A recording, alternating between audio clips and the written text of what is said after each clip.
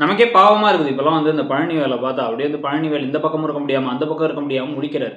சொல்லி பார்க்குறாரு அவங்க அண்ணங்கள்ட்டலாம், இல்லை நான் வந்து இப்போ கடை திறப்புழாக்கு அவங்கள கூப்பிடணும், லொக்கேஷன் அனுப்புங்க அப்படின்னா அங்கே போய்ட்டு லொக்கேஷன் அனுப்பலாம். முதல்ல கோயிலுக்கு போயிட்டு வரலாம், வான்னு வண்டியில் ஏற்றி கூப்பிட்டு போயிடுறாங்க. இதை அரசி போய் பார்த்துட்டு போய் சொல்ல, மாமா மாறிட்டார் அவ்வளோதான், என்ன மாதிரிலாம் இல்லை, எல்லாரும் நான்லாம் எவ்வளோ நல்லவன் இல்லை அப்படிங்கிற மாதிரி செந்தில் பேசுகிறார். செந்திலுக்கு மற்றவங்கள புரிஞ்சுக்கிறதும் கிடையாது, தானும் வந்து ஒரு மாதிரி எதையாவது ஒன்று பண்ணிகிட்டு இருக்காதுன்னு ஒரு மாதிரி குதர்க்கமான கேரக்டர் ஆக்கிட்டாங்க அந்த கேரக்டரை.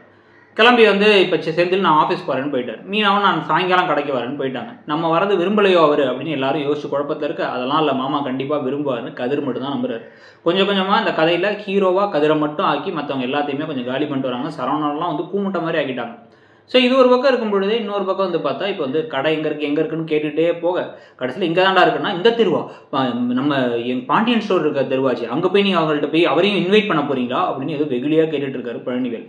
கடைசியில் பார்த்தா கடையே அந்த தெருவில் தான் இருக்குது. இங்கே வச்சு பண்ணுறது துரோகம் அப்படின்னா ஏன் ஒரே கடை ஒரு வீதியில் 2 மளிகை கடை இருக்கக்கூடாதா அப்படின்னா, இருந்தாலும் அது தப்பு. நான் இங்கே தானே வேலை பார்த்தேன், என்னால் இங்கே வைக்க முடியாது, இந்த கடை வேணாம், வேற எங்கேயாச்சும் கொண்டு போயிடலாம், என்னால் இது அக்செப்ட் பண்ண முடியாதுன்னு சொன்னால் சுகன்யா கூப்பிட்டு போயிட்டு நான் அவங்க கூட இருக்கணுமா வேணாமான்னு முடிவு பண்ணுவேன், கிளம்பி போயிடுவேன் அப்படிங்கிறாங்க.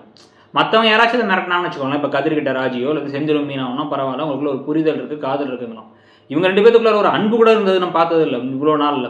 ஆனால் வந்து சுகன்யா சொன்னாங்களா உடனே சுகன்யா என்ன சுகன்யா பேசுகிற அப்படின்னு இவரும் யோசிச்சுட்டு இருக்காராம். என்னவோ நமக்கு புரியலை.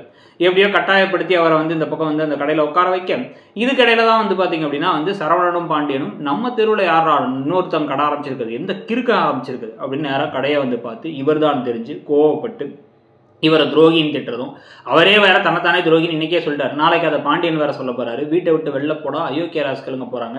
இது எங்கிட்டலாம் போய் முடிய போகுதுங்கிறத பார்க்கலாம். நீங்கன்னா என்ன நினைக்கிறீங்க அந்த சீரியல் போற போக்க பத்தி? இவ்வளோ பெரிய விஷயம் நடந்துருச்சுங்கிறதுனால சைட்ல வந்து அந்த தங்கமயில் செஞ்ச இதை விட பெரிய ஃப்ராடுத்தனத்தை மறந்துட்டாங்களே, சரவணன் எல்லாமே தெரிஞ்சு டம்மியா இருக்காருங்கிறத பத்தி உங்க கருத்தையும் சொல்லுங்க. தேங்க்யூ.